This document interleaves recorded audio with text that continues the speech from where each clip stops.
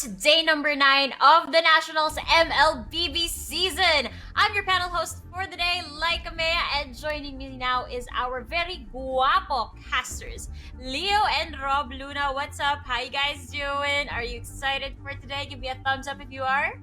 Yes. Excited. I love to hear that. So we're gonna start off with talking about the first series that's gonna happen for today. So una sa lahat, Smart Omega versus the STIE Olympians. Very juicy game indeed kasi last week lang nakita natin maglaban tong dalawa. In fact, they were the top dogs. Tied sila for the first place last week. Pero itong Smart Omega, na-dominate nila yung series na yun 2-0. Kaya naman ngayon, Smart Omega is still at the top. So Leo, I wanna ask you first. What do you think keeps Smart Omega so strong and what is the mindset behind this? Smart Omega, to be honest, going into the National Season 2, hindi sila nag-adjust masyado. And for them, it was mostly all about optimizing what was already a very strong game plan. And yeah, I think it stands true that in the Nationals, konti lang makakapagdibag sa Smart Omega. And so far, they really put SEO in their place last week when they first faced off. Now, this being a rematch, I wonder how SEO will come back from that 0-2 loss last week. And I think this is that chance. Now, what makes SMO strong again is the fact that they've been together in this arrangement or in this configuration for so long now. Other teams, they can't say that. Actually, it's nice that you pointed that out kasi I had the opportunity to speak to Coach Dale in the past and sobrang positive lang yung sinasabi niya sa Smart Omega na to the point na akala mo ang hell tong mga to. Sobrang positive lang talaga. And given na ganun katagal na silang magkakasama and positive things pa rin talaga yung nakikita ni Coach Dale, doon mo makikita na strong talaga tong team na to. Very solid. On the other hand naman, Rob, last time itong Smart Omega nga, natalo nila tong STIE Olympians. So what do you think that the STIE Olympians should do para makabawi naman sila this time around? Well, I guess siguro fully optimized siguro yung going into mid-game nila. Kasi I've been watching their previous na naging series that was way back November 25. So okay naman okay naman siya all throughout the early to mid-game. Kaso nga lang kasi in terms of invasion, medyo mas doon lumalamang yung side ng SMO against SEO, nagiging reactive yung STIE Olympians. And medyo nabasa somehow yung nagiging galaw ni Yato doon sa game na yun. But I've seen a lot of other games sa mga ibang tournaments itong STIE Olympian squad na nagkaroon sila ng quite changes and I'm really excited na makita yon at gamitin nila against SMO on this series. Ayan, so speaking of other tournaments, it's been a week since these two teams actually faced each other and nagdaan pa nga tong MPLI and along this other tournaments na nagdaan. So I wanna ask you guys, sa tingin nyo ba, with the week that has passed, kapag prepare na sila, for sure nabasa na rin nila isa't isa, magbabago kaya yung resulta ng series na to ngayon? Ikaw, Rob, ano sa tingin mo? Definitely, magkakaroon to ng changes kasi like I would say, may mga other tournaments na pinaglaruan yung squad ng STIE Olympians wherein I guess SMO might not, kumbaga hindi nila kailangan ng changes because they are on the upper hand and why change something isn't broken, di ba? So I guess it's all about STIE Olympians to make a drastic change going into this series at syempre gulatin tayong lahat. Yun, para naman sa'yo, Rob, Leo rather, ano namang masasabi mo dito? I don't know. I'm hoping that there are changes, but something deep inside me says in a week's time, there's only so much you can do. No, parang ang hirap. Siguro Siyempre kasi hindi rin naman iisang team lang yung lagi mo pinaghahanda. There's always so much to juggle. Yeah. And again, there's so many factors. So, in a week's time, para baguhin mo yung 2-0 to again, a 2-0 of your own or a 2-1. Sure, maybe a 2-1. Again, there's little factors that can change along the way. Pero, para totally talunin mo yung tumalas yung last week, it's not impossible. But, what I'm saying is, it might be closer to what we last saw. Yun lang. Gotcha. So yan yung expected outcome natin or parang predictions natin for the first series. Pero moving on to the second series of the day, it's gonna be Laos Auto Group Playbook Esports Eagles versus the Signal Ultra Warriors. Nung huling naglaban tong dalawa, 2-1 ang naging series score in favor of the Signal Ultra Warriors. Kung tutusin, medyo alanganin yung pwesto ng dalawang teams ito kasi they're the top 4 and the top 5 in our current standings. And as we know, meron pang 6 days na natitira para sa ating group stages. And dyan lang natin makikita na every single game really counts at this point. Dapat tama na yung adjustments. Dapat game face on na talaga. So Rob, gusto kitang tanungin, what should the Warriors do in order to overtake the Eagles in the scoreboard today? Well, we've mentioned na sila naman yung nanalo on the previous series. Though it was definitely a close fight. Kumbaga, pwedeng LPE, pwedeng Signal Ultra Warriors yung manalo that time.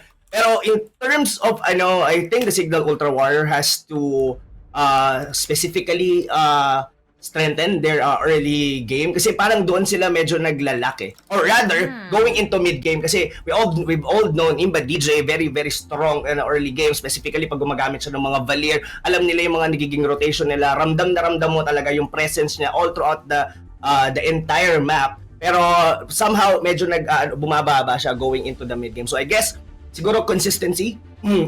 Going into the mid-game, then probably execute and close the game properly. Siyempre, consistency is key nga naman no? Tuloy-tuloy dapat yan. On the side of LPE naman, Leo, what should they focus on para masolidify nila yung spot nila sa playoffs? I talked to Panda that very night when we watched that match, no? Yung rematch ng mga Ibon, and I think when LPE won, we had a few conversations, and I think one thing na pwede pang ayusin ng LPE para lang upwards lalo ang trajectory ng kanilang performance dito sa the Nationals, given that, I love how you mentioned it, like every game counts, not every match, every game. Dahil kahit 1 point lang yan, malaking bagay yan when it comes down to calculating for playoffs. I think Panda did say it comes down to discipline. Yes, consistency for Signal Ultra, pero sa LPE, I think it's more discipline. Kasi yun talaga yung big difference between those fights that they win and those fights that they lose. Specifically for Jake the Dog and Aspect. Jake the Dog, their side laner, but also once their core. Now that the metagame has shifted somewhat, si Aspect na ngayon ang kailangan natin tignan at kailangan tutukan dito ng kanyang team, LPE. So yeah, I'm looking forward to this clash of birds once more, labanan ng mga Ibon sa rematch na ito. And we'll see how the consistency goes up against the discipline. Yan. Actually, nakausap ko rin si Coach Panda that very same day na nakausap mo siya, di ba? Ang funny. Sumakto pa kayong timing. And ang sabi niya nga sa akin na devastate daw sila in the past nung na 0-4 sila. Kaya napakaganda talaga na lumalaban na tong team na to ngayon. At sana nga naman tuloy-tuloy rin yung trajectory nila. So, I wanna ask you guys, meron ba kayong player, hero, or combination na gustong makita nitong series na to? Leo, ikaw na yung mauna. Gusto ko yung 3 or 4 core. Yun lang. That's what was shown to us over through the weekend at the MPL Invitational. At slowly, nauuso ang ganong metagame sa international competition. So ngayon, dito sa Nationals, I hope that the teams have picked up on that. So yun, sana lang, cross fingers. Balik natin si Harit, si Esmeralda, si Lunox, yung mga marksman, si Claude. That's what I'm hoping for. Yeah, so I guess, yun nga, MPLI, very big tournament. So, dyan makikita yung meta shift din. So, what about you, Rob? Meron ka bang ine-expect na makita today? Yeah, almost the same as Leo, no? So yung parang yung utility mage wherein mas kilala as a post 4 nga ng mga players ng Mobile Legends is ito yung parang nagiging pseudo core, pero at the end of the game parang ito pa yung mas nagiging core kasi sila yung mas kumukuha ng resources and as well nagro-rotate into the map. And itong mga players natin na to coming from SEO, yan yung mga nagiging support like si Dian most likely. Then on the side naman dito ng SMO, it's might be si Hayes yung magiging counterpart in the head-to-head. So sila yung sigurong aabangan natin dito. Like what Leo said, ito yung nagiging sa MPLI yung nagiging trend, and I hope na makita rin natin here on the Nationals. I'm very excited to see your speculations come to life, you guys. Ito na, final question of the day. Ayaw na ayaw nyo talagang tinatanong to sa inyo, pero ako gusto ko laging marinig. Ano ba yung predictions? Si Leo umiiling na, hindi ko pa natatanungin. So gusto ko lang tanungin, what are your predictions for the day? Leo, dahil ayaw mo, ikaw yung mauna. Fine. SMO 2-1 and LPE 2-1. Rob? Wow. Talagang may hindi lang basta win talaga. Sige, pressure. I'll give my benefit of the doubt to STIE Olympians. Siguro I'll go for a 2-1 SEO, then LPA definitely 2-1. Ayan. So good luck to all of our teams. The casters have spoken. Tingnan natin kung may magdidilang anghel sa kanila. Napaka-exciting na mga labanan ngayong araw. So maraming salamat, Leo and Rob Luna. The Nationals is about to start, so sit back, relax, and enjoy the show. Welcome to the Nationals Mobile Legends Season 2, the first franchise-based esports league in the country. And we're gonna be your shoutcasters. My name is Rob, together here with Leo. And Leo, how are you? How excited are you on our first series? Of course, ito na nga yung STIE Olympians versus they're going against our Smart Omega. Yep, man. Maraming salamat sa pagtanong, and of course, I'm doing well and I am very excited. This is a rematch of epic proportions, no? Nung pagkabanggit mo kanina ng preparations natin off-air, sabi mo, so yung huli nilang laban, that was way back November 25, literally last Indeed. week. Pero nung pagkabanggit mo, parang tagal na nun kasi Disyembre na, ladies and gentlemen. Isang buwan na lang 2021 na, but I think these two teams, they want to end the year with a bang, and they're both still in the running for top seed, I think. So that being said, Rob, I think sila dapat ang tanongin natin. Sila ba, ready na ba sila sa rematch na to? Oh, yun ang magandang tanong dun no? Kung sino nga talaga dito ang voting. Pero let's go ahead, of course, Leo. Tignan muna natin dito yung previews na naging match nitong dalawang teams na to. Of course, the match result, ito yung naging laban on the previous. Happy Feet Emperors actually lost against Signal Ultra Warriors 2-1. And of course, Bren E Pro demolishing, of course, LPE Eagles 2-0. So, ito yung mga huling naging laban natin. This is November 26, and this is gonna be the last day, of course, nung the Nationals before we head on now on December 2. The reason, of course, it was, we had MPL Invitational na giveaway ang the National, and one of the teams na invited doon na maglalaro rin ngayon, of course, the Smart Omega squad. But unfortunately, they already lost their there on the MPL Invitational. What do you think, Leo? I mean, we've seen Smart Omega on the MPL Invitational. Would you think they would do the same yung ginawa nila doon? Kasi medyo iba yung meta no? Playing against other countries. Actually, very unfortunate ang kanilang performance doon sa MPL Invitational. We can do so much as only speculate, no? Kung paano nga ba nangyari yun. Bakit sila sobrang daling na-eliminate ng Genflix, Aerowolf. But right here, right now, looking at their standings, man, sila pa rin ang hari ng the Nationals. So I think hindi mauulit ang nangyari sa MPL Invitationals because in this matchup against SEI Olympians, they're gonna try to rewrite their destiny. They're gonna try to reclaim their spot as number 1. Indeed. And of course, this is the battle of the top 3 dito sa atin onto the National. And if in case STIE Olympians did manage like even a 2-1, magiging tie sila with Smart Omega. But in case na makagawa nila to in the 2-0, that's gonna be number 1 agad ang STIE Olympians. And of course, ito yung updated standings natin. Of course, number 2 ang Bren E Pro, followed by on the number 4, LP Eagles with 7 points and Signal Ultra Warriors on 6 points. And of course, last but not least, it's gonna be Happy Feet Emperors. We've managed only a point here on the group stage natin here on the National. Pero syempre, medyo ano na to, no?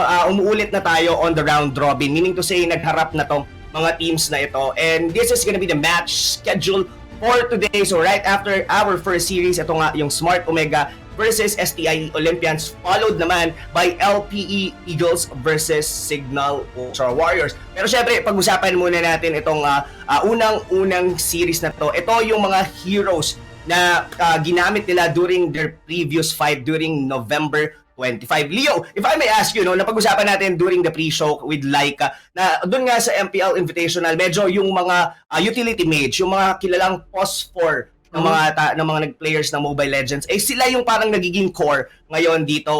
Can you somehow expound? Bakit nga ba nagiging mas malalakas ngayon yung mga utility mage? Yep, utility mages essentially, guys, yun nga, nasabi na ni Rob dito, ang post 4 ay silang mimistulang parang core ngayon dito sa current metagame ng competitive MLBB. Bakit nga ba? Well, one is because, as you can see here, nandito si Farsa, nasa side naman ng E-Olympian si Lunox. Tapos nung last game pa ng E-Olympians, may Farsa at Lunox. So, bago pa nagsimula yung MPL Invitational, guys, nagkakaintindihan ng mga teams na, ito yung current metagame, ito yung daloy ng development ng competitive MLBB. Now, why is this happening? How does this work? Well, to be honest, it's because of this 3 to 4 core setup. And again, bakit nga ba maraming core ngayon? Is because the game is very greedy and you want to be able to divide and conquer. Dapat yung mga heroes niyo isa-isang malalakas yan. And we'll talk about why exactly it's slowly becoming like this in the draft. No? Mamaya, Rob, explain natin kasi medyo malalim explanation na to Kunento to ng mga teams ng MPL Invitational nung ini-interview natin sila. But right now, alamin nyo lang, guys, okay na okay ang 3 to 4 core, lalo na kung naka 5 man kayo, tapos pinag-uusapan ninyo kung paano. Oh, indeed. I totally agree with you, no, Leo. The reason nun, siguro, just a brief para sa mga viewers natin is that medyo prolong na nga kasi yung mga team fights and as well yung mga games natin. And yeah, going on dito sa dalawang series, ito, papakilala namin sa inyo the players from the Smart Omega Squad. Pinangungunahan ni Yelhaze, Otit, Toshi, Hit, Kenji, Curti Z, and of course, Haji C. The team na halos hindi nagpapalit ng roster, medyo nag-iiba-iba lang ng mga roles or rather nagsuswap lang sila, but still the same team, the same synergy, and of course stronger in terms of chemistry dahil medyo matagal na nga yung kanilang pagsasama. Yep, hindi malabong sabihin Smart Omega ang isa sa mga pinaka-stable na teams ngayon sa Pilipinas and dare I say even the world. So talagang nakapanghinayang lang yung performance nila this weekend, but right here, right now, babawi sila. I do think. And to think na ang kalaban nila SEA Olympians na napakalakas din out of nowhere. For people who are not aware, this should be a match of great renown and deep MLBB knowledge. Indeed. I agree with you, Leo. Pero ito, pakilala natin sa inyo, the STIE Olympian Squad. It's gonna be Yato, Escanor, Deb, Kram, and of course, Dian. Itong team na to, never fail na sorpresahin tayo. They've had their ups and downs here on the league, pero still, they were on the top 3 seed as of the moment on our group standings. And if in case na mabawian nila ngayon ang Smart Omega, this actually could give us something new dito sa ating group stage na hindi heavily favored, pero syempre, they have to prove themselves, syempre, Leo, no? Kung paano nila gagawin yon. Like what we said on the pre-show, medyo mahirap. Kasi in a week's time, enough na ba yun para sa practice nila going against Smart Omega? But here's the head-to-head on both of the teams nitong Smart Omega versus STIE Olympians. Both 11 games played. Pero kung mapapansin natin dito, no, Leo, did you expand, no? Average win time, medyo mas malaki for the STIE Olympians. What do you think about this, Leo? This just shows that it's less of SEA Olympians' fault. It's more of just Smart Omega being that efficient, Rob. Mas mabilis na natatapos ng Omega yung mga games nila dahil pag nakita nila, when they see the kill shot, they take it. And that's why it only takes them about 12 minutes, 30 seconds to end the game. Now, looking at their KDA as well, ito rin, Rob, tinan mo to, pansinin natin to, almost twice as much as that of their opponents. And that's basically because they have the KDA machine. Ang kinikilala natin KDA machine ng ligang ito, si Hajizi, 5.01. Siya ang nagsiskew ng stat na to. And then looking at their gold per minute as well, mas mataas, mas maraming nafa-farm ang SMO on average. And as well, Lord and Turtle, pareho naman sila na nakakakuha, right? 11 to 9, 13 to 12. But when it comes down to it, kapag nag-rotate ang Smart Omega, alam nila that they have to get it. And usually they do because they always have a retribution always set. Yes, and yun, it always states na medyo mas efficient nga talaga dito ang Smart Omega in terms of execution. Kumbaga mas malinis. Yun yung pinakamadaling sabihin in terms of rotation. Kumbaga pagka nakakuha sila ng certain objective or lamang into the game, nako-convert nila kagad into objectives. And pwede rin natin sigurong sabihin doon sa average time, pero mamaya na yun because we have here our player comparison, both gonna be Curti Z against Dian. In terms of games played, same naman to. Average KDA, of course, I think mas mataas talaga dito for Courtesy since siya yung medyo side laner. Pero mataas to for average na kill participation para sa isang side laner. Ibig sabihin, laging sumasama itong si Courtesy on certain team fights. And average GPM, of course, mas mataas dito for Courtesy. What do you think about this, Leo? No? So makikita natin dito on the specific heroes nila, both or sa user. Kumbaga, ito yung mga masasabi natin na pwede si Dian yung phosphor or the utility mage na pinag-uusapan natin kanina. Exactly, and that's what these players are playing. Yun yung role nila. And again, I think, correct me if I'm wrong, mga fans dyan na nanonood na kinikilala si Dian from way back, no, from his previous teams, from the professional league, and even here in the nationals, katulad siya ni Curtizzi na nakaramdam na rin or nakapag-experience na ng laro outside of the support role, outside of mid, nakapag-side lane na rin si Dian. And I think that's what makes this player comparison all the more interesting. Kasi pareho silang flex. And again, kaya medyo pareho din yung nakikita nating stats, Rob. Kaya mataas ang kill participation nila. Alam nila kung gaano ka-importante yung pag-rotate from mid to the side lanes. Kasi alam nila yung feeling ng naiiwan sa gilid. Alam nila yung independent play style. So when you go, okay, nanggaling ako sa offlane, gusto ko rin nabibisita sila. So that makes you an overall better player, no? Feeling ko ang kulang na lang para dito sa dalawang to, ma-experience maging tank, 'di ba? Maramdaman nila na okay, ako yung nagtatank. But right now, because of heroes like Natalia, who plays kind of like a tank, you're weaving in and out of combat, nagigets nila yon. And these two players, I expect them to be able to do that as well. Pero si Dian, hindi masyado nagna-Natalia. It's more of courtesy. But we'll see who's to say. Marami pang laban dito sa the Nationals. Indeed. And kumbaga yung dynamic din kasi ng ano nila, no? Dian, it's more on yung parang taga-set ng mga team fights nila. Wherein, ito naman si Curtisi is actually the one kung sabihin na natin na nagiging another core for the side dito ng Smart Omega. Pero, wow, yeah, itong dalawa na to. Sobrang excited ako. Well, slightly favored probably for Smart Omega since ang ganda. Sobra nung pinakita nila on their preview series against STIE Olympians. Pero, ang pinakamaganda makita dito, since STIE Olympians been winning on their others games sa iba't ibang team, baka mas nabago na. And for sure, pinag-aralan na rin nila dito ang laban nila against Smart Omega. What do you think, Leo? Yeah, you have something to say? May malupit akong analogy para sa laban na to, man. I'm not sure if we can say it's true for their last matchup, but right now, walking into this rematch, lalo na sila magkakilala, and they're taking the knowledge that they have from their previous matchups. Again, you have SMO coming from the Invitational. You have SEO coming in from a rather major loss in another tournament that they just came from over the weekend. Man, ito yung sabihin ko.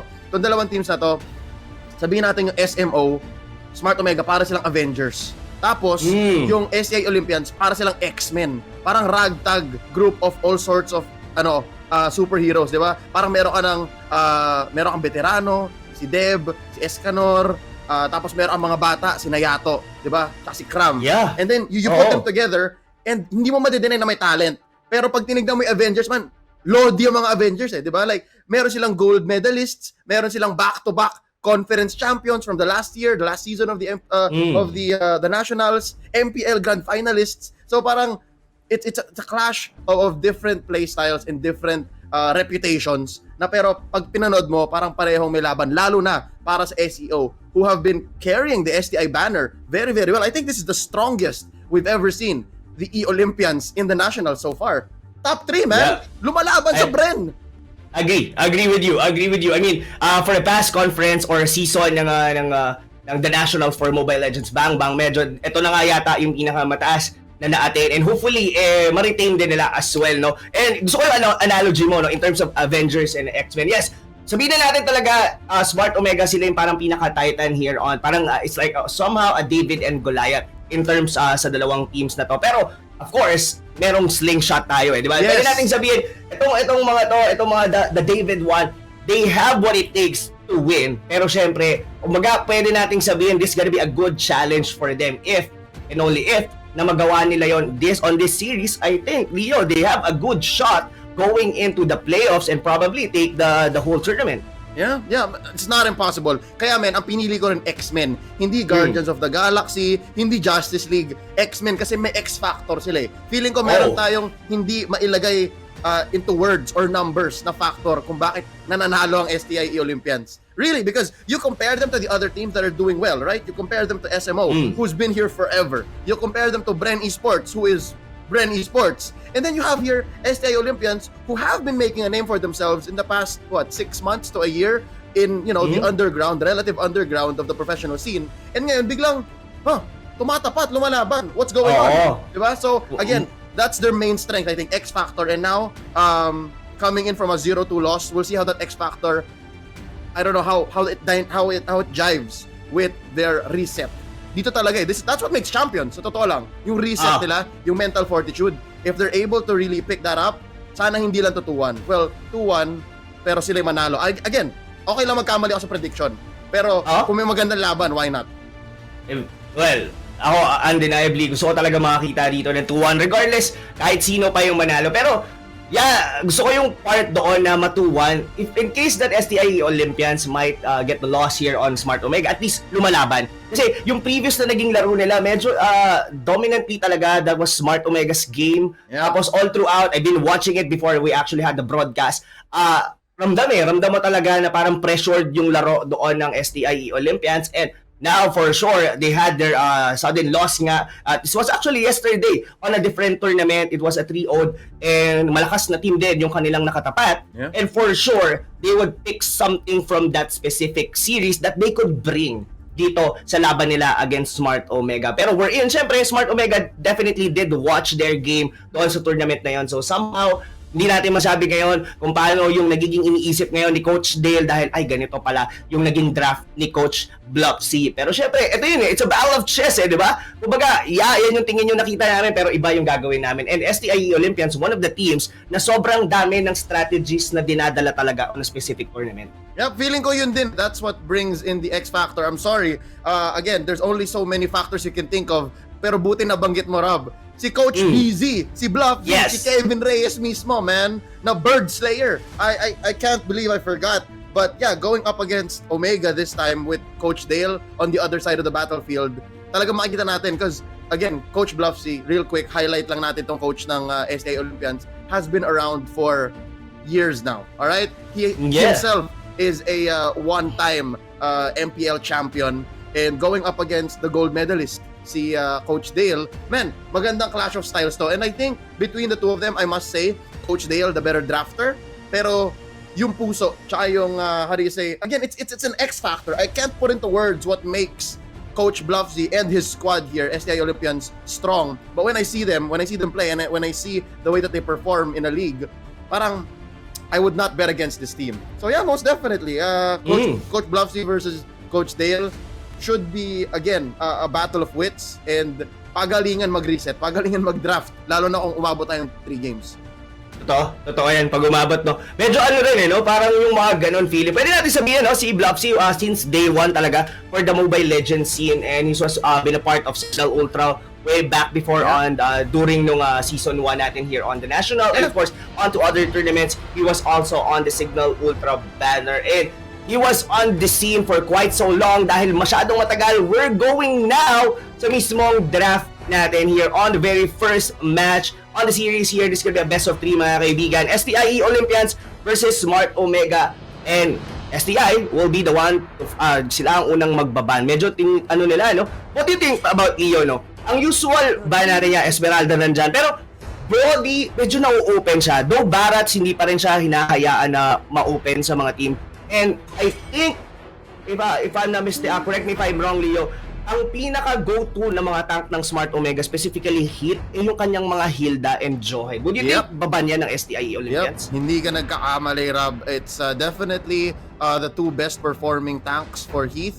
Siguro, a good 3rd or 4th place would be the Baksha and the Kufra. But yeah, I do agree they should ban that out, especially if they're playing for the first pick gambit, which for the first few weeks since Brody came out or since Brody was allowed into the league, ginagawa nila yon, pinipilit nila. But right now, it's an easy 1 + 1 = 2 situation because there you go. What you do as STI Olympians is you ban out the Hilda, you ban out the Jawhead unless gusto nyo gamitin yon. Hindi naman ako nagtataka kung gusto rin gamitin ni Deb yun. But yeah, what you do is you ban out the heroes that you know for sure na abusuhin ng Smart Omega, and then as first pick, you get the Brody. And Rob, real quick, I must say, of the 3, Benedetta, Brody, and Barats, parang recently si Barats ang hinahayaan ng mga teams.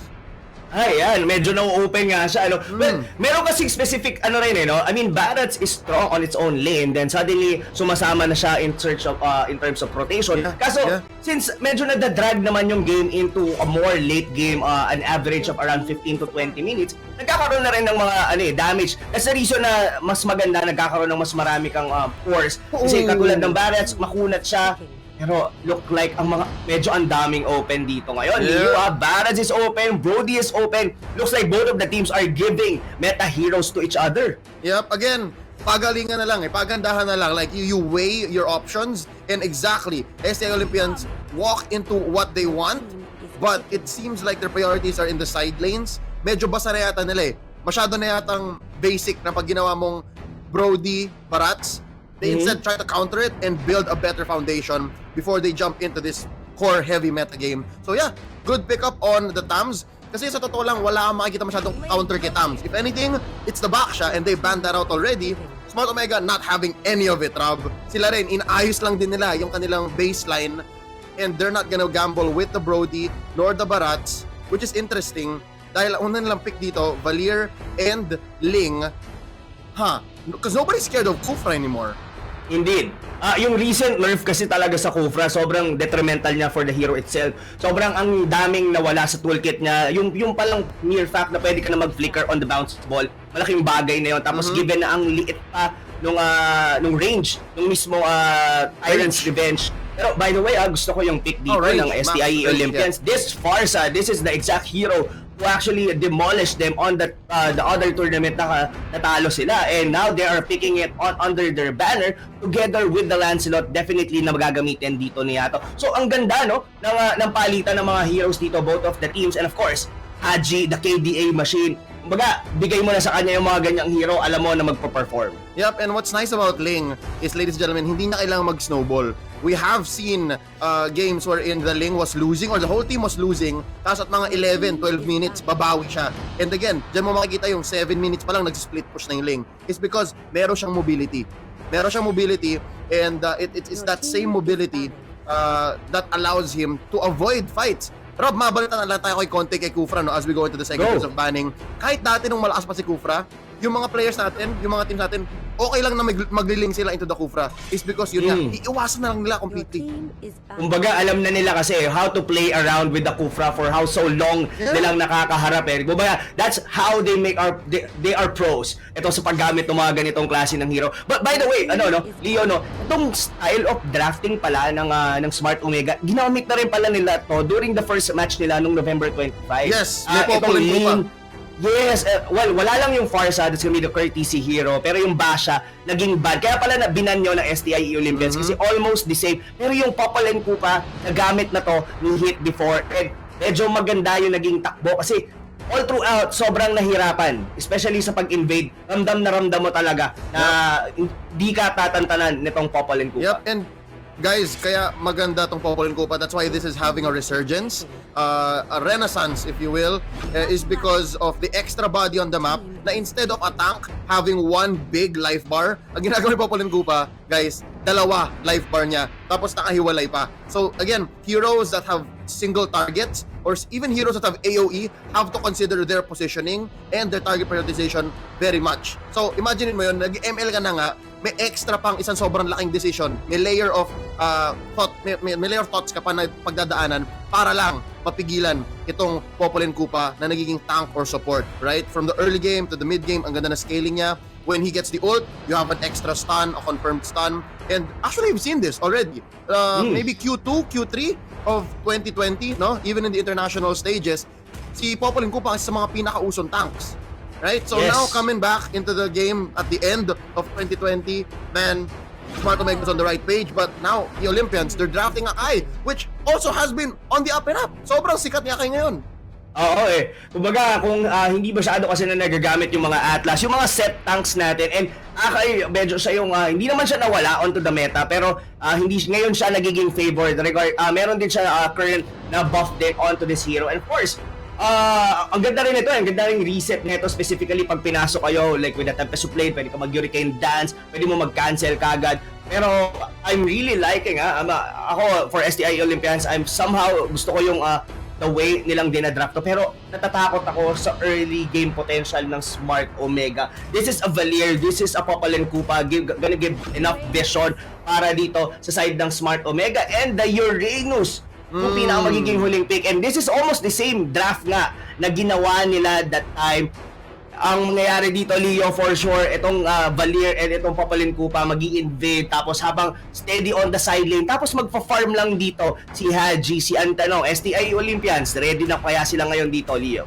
I feel like Smart Omega playing the same way as they did last time that they met is somewhat of a gambit. Parang sabi mong safe siya.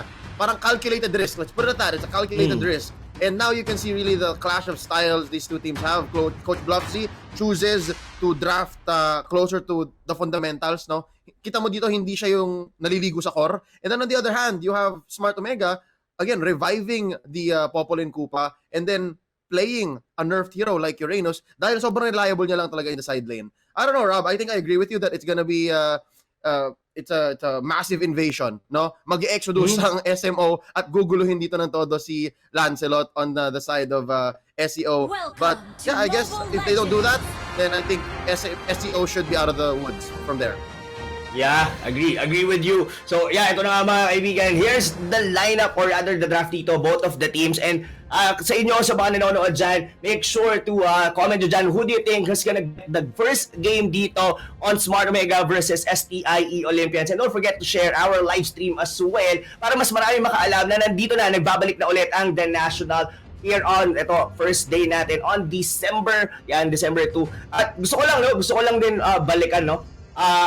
Ang ganda nung mindset nung hindi ka nagpalit ng strategy, no, Leo. I mean, they use almost the same strategy na ginamit din nila against STIE Olympians. Hindi naging dominant tayo dito. We don't have to show other strategies kasi gumagana naman eh. And it's up for STIE Olympians na to figure it out kung paano nila to ka-counter. And for sure, pinag-aralan nila, but the question is, kaya ba nilang i-execute here on the Nationals? Yun ang delikado, man. The question is, I think, personally, the question is not kung kaya nila execute, is kung natuto na ba ang STIE Olympians. If the E-Olympians have adjusted enough or have watched the VODs enough and understood kung ano yung underlying strategy dito, kung paano nga ba matitibag itong Popol and Koopa lineup, right? And previously, I think one of the best ways to get rid of a Popol and Koopa lineup is, again, from previous experience. Again, guys, uso-uso to nung mid-2020.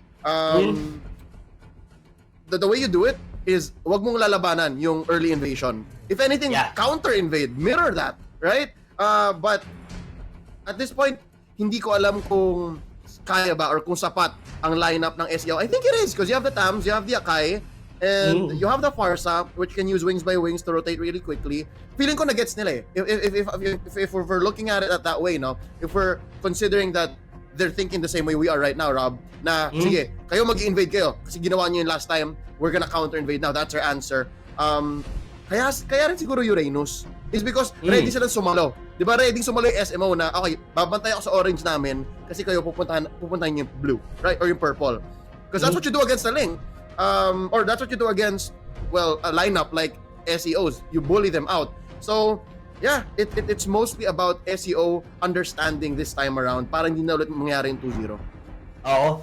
Yun talaga yun eh. Yun yung malaking factor yung early game nito eh. Definitely it's gonna be Smart Omega yung magda-drive ng tempo dito because of the heroes na meron sila dito. Yan yung Valier nga and Papalen ko. And I agree with you na kailangan nga talaga nila dito na wag sabayan. Kasi level dependent somehow yung mga heroes dito ng STIE Olympians. Like for example, the Farsa. The Farsa magiging effective lang yan once na magkaroon na siya ng feathered airstrike. And as well, syempre, yung Lancelot, hindi naman yan basta-bastang makakasabay unless siguro rin at least mag-level 4 siya. And you wouldn't want your Lancelot na maging effective na kagad siya before the first turtle kasi mahihirapan eh. Kasi at level 1, sobrang dominating na syempre ng Popol and Koopa and as well with the Valier. And alam naman natin yung playstyle ni Heat na talagang hindi yan magpapa-level dun sa mismong minion wave. Diretso lang siya talaga sa mga brushes going into total invade talaga sa orange buff or either sa may purple buff dito ng Lancelot. And like what you've said, yung Uranus pa dito, perfect fit.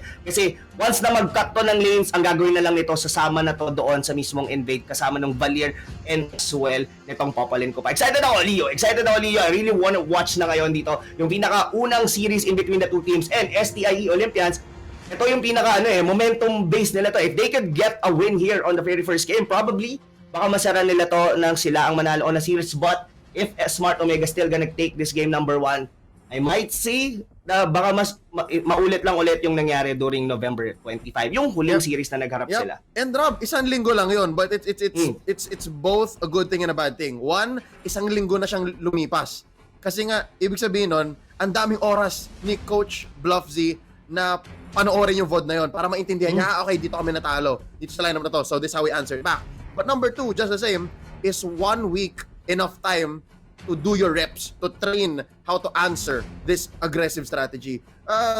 Benefit of the doubt, maybe yes. So SEO should be able to put up a better fight, make this matchup more competitive.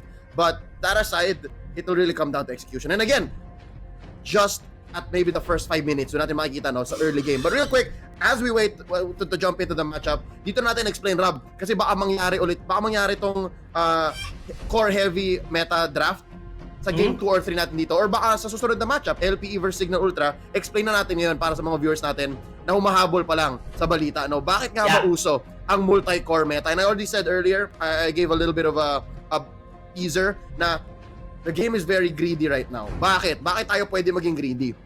The way it was explained was that the game is very team fight oriented.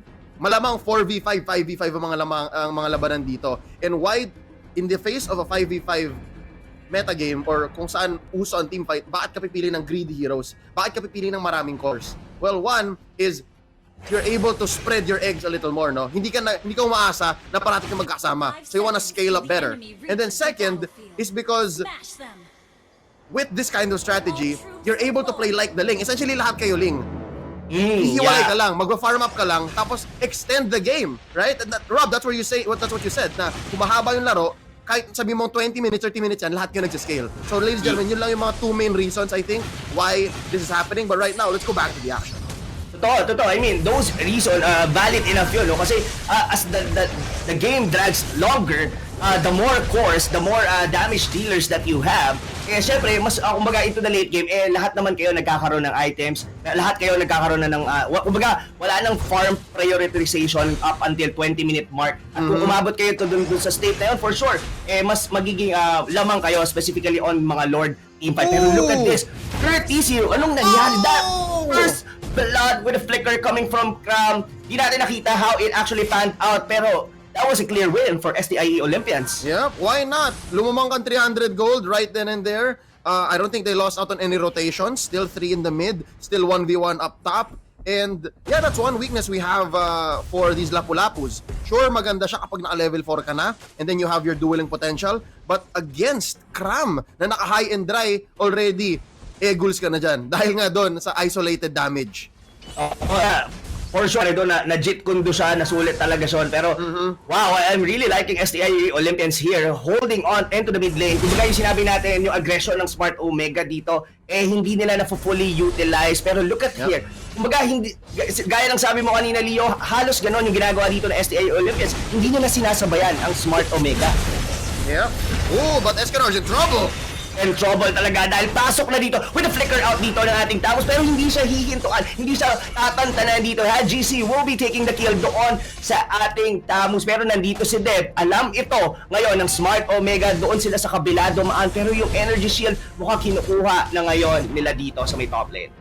Rob, medyo nabitin lang yata ng EXP si Escanor. Because now you can see, nag-level 4 na siya, no? Kanina, kung meron siyang level 4, kung nakapag-Contract Inferno siya sa harap ni Hajizi at saka ni Kenji, baka nabuhay pa siya, baka nga nakaisa pa siya doon. Sayang, lalo na't na-flickeran niya pa yung Tempest of Blades. He should have been dead like 2 seconds earlier, but since he was very mechanically gifted, naiwasan niya pa yung Tempest of Blades, kulang lang ng Contract Inferno. Oo, nag-agree ako sa doon. Kung umabot yung level 4 niya doon, no? Pero grabe yung aggression dito. GC going into the mid lane, and so far, ladies and gentlemen, Smart Omega, slight lead in terms of the gold. Now, Leo, we're approaching here on to the first objective ng laro natin. That's gonna be the turtle. Tingin mo ba, it's gonna be Smart Omega still yung ang ganda kasi nung the way they zone out. Look at the traps dito. Ramdam na ramdam mo, kitang-kita nila to. Medyo clear yung vision dito ng Smart Omega into the mid lane at inaabangan na nila ngayon. They're circling in to the first turtle of the game. Yep, I give the slight advantage to Smart Omega when it comes to both combat mobility and vision. But right now, going into this turtle fight, Feathered Airstrike dito, sisimulan na nga hindi yan. Rob, yes, going over to Omega. Definitely, pero nakuha yun ni Lapu-Lapu. Umalis kayo sa aking lupain dahil yung triple kill makukuha na dito ni Curtis and an invade na diretso na ngayon dito sa purple buff ng STIE Olympians. What actually happened doon, Leo? Bakit biglang nabura ang mga members dito ng STIE Olympians? One is lamang sana yung STIE Olympians if more people were hit by the Feathered Airstrike. Medyo malayo, Dian was a little careful. Yes. Takot siya dun sa engagement, umaagat siya dito ni Heath. Itigil agad yung assault nila, yung counter go potential essentially. But yeah, given that nag-Feathered Airstrike muna siya agad, sabi ng Omega, sige, go nyo na. Lalo na't nauna agad yung turtle take doon ni Curtizi, dealing a lot of damage and now getting extra stacks on his Festival of Blood. And now, Kenji getting caught out here. by the Hurricane Dance. Oh, nakaisa pang Feathered Airstrike. Again, it's these little things that Omega are counting on. Nagbibilang sila na ult. Totoo. Nung nakita nila na nag-ultimate na doon si Dian, yun na yung parang pinaka-go signal nila na gumo na agad. Get the turtle and go to the team fight against dito sa STI Olympians. And gusto ko lang i-note, no, yung nangyari doon kay Kenji sa ibaba. Right after nung pag-purify niya doon, nakita niya na kagad doon yung Akai. That's the reason na medyo dumaan siya doon sa may gilid. Tapos dikit pa rin naman, napin-down pa rin naman siya, pero hindi enough. Yung damage dito ng mga members ng STI Olympians. Smart Omega getting a huge lead here as early as 5 minutes into the game. Pero magbaback away na muna sila dito. They know na pwedeng bumawi rito ang SCI Olympians. Going into the mid lane, Yato here might actually fall. And indeed, nakuha siya rito. He had GC, but Escanor medyo na late na siya going into the team fight. Pero hindi na to enough. Waternet Inferno was being popped. Kurt PC dito would like to try. Pero back away na muna. Meanwhile, out to the bottom lane, a kick from Cram. And nakuha niya dito si Yelly Hayes. Dian will be next. He will be taking that Parsa. Pero dito si Kenji, sabo dito. Pero out, Shunpo, out na muna dito si... Pasok nila to sa ilalim ng Torre. Leo, non-stop action dito. Pero I guess, Smart Omega pa rin ang lamang sa laro na to. Yep, I think yung solusyon ng SCI Olympians, pinagpreparan nila, pero iba yung ginawa na Smart Omega. Di ba nga, napansin natin, first 5 minutes, di ba, invade sana gagawin ng Smart Omega, pero nag-get sila, ready yata yung Olympians, so wag na nating pilitin, guys. Laruin na lang natin at the start of the first turtle. And that's what's been happening, ladies and gentlemen. 6 minutes in, after the first turtle, essentially, it's been downhill from here for the Olympians. Lalo na, nakikita natin na hindi pasok ang timing nila. And one more thing, I have to note here, kapag 1 and 4 ang Smart Omega, ang iniwan nila si Kenji, hindi siya ganun kasakit sa lineup nila. Kumpara sa SA Olympians na pag wala si Cram, mas lalong masakit. Ramdam na ramdam. Kulang talaga. Kulang na kulang dahil na wala na dito yung akay nila dito, Leo. It's gonna be 4v5. Naku, Dian, dun ka na muna. Lumabas ka na muna. Left on the other game, mga kaibigan. Pero dito sa may lane, destroy. Unti-unti na, no? Nachochoke na ngayon dito ang STIE Olympians. They already lost their inner turret onto the top lane. Yung bottom lane, probably ito na yung susunod. Look at onto the map. Inakat na ngayon ni Kenji yung minion wave on the bottom lane onto the mid lane. I don't think na kaya. Kaya bang i-burst? Yun ang malaking tanong. Look at that. Phantom execution. Barely onto the tip. Hindi pa umabot at nabuhay pa yung Uranus. That's how tanky it is, Leo. Yup, that's the Kenji special. Ladies and gentlemen, mga, thrice niya nang ginawa to sa mga games na na-ask ko, na papasok siya sa base para manggulo. But I think SCI Olympians understood and know what's going on, kaya nakaisa sila kay Heath. And I think, ang sino ba nakakapatay kay Heath dito? Si Cram. And that's why masakit pag nawawala si Cram sa team fights ng SCI Olympians. Cram and Yato are the two main sources of, Heath termination. Para mawala si Heath, silang dalawa lang yung choices nila eh. Para pasukin Cram with the full combo on Popol himself. Tapos si Yato, same thing. Unli Pogi Dash papasok hanggang matamaan niya si Heath. Kasi nga, kahit sabihin mong naka-tank emblem to, and again, ang laro ni Heath dito, support or tank Popol and Koopa, he's still just not built to be a tank. It's still a marksman base na maganda lang yung utility. So, if you're going to use Yato and Cram, gagana yan. Pero yung naisipin mo, man, ang dami mong resources na ipapasok para pigilan si Heath. But right now, another pick-off.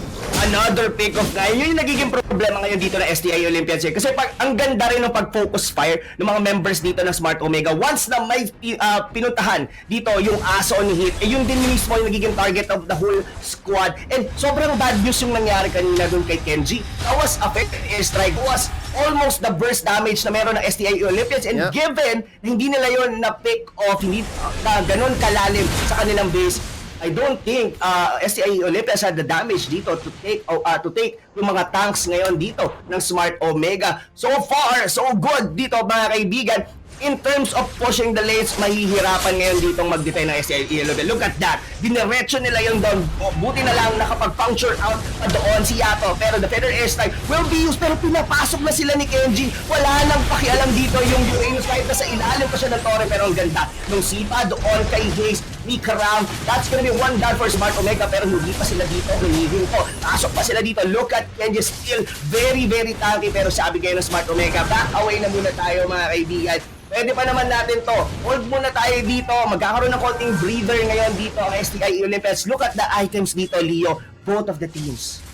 Yep. So far, ang pinakalugi sa side ng Smart Omega is si Yeli Hayes. And kanina pa siya binubuli ni Cram. And it's only Cram getting all the kills for E-Olympians. Now what does that mean?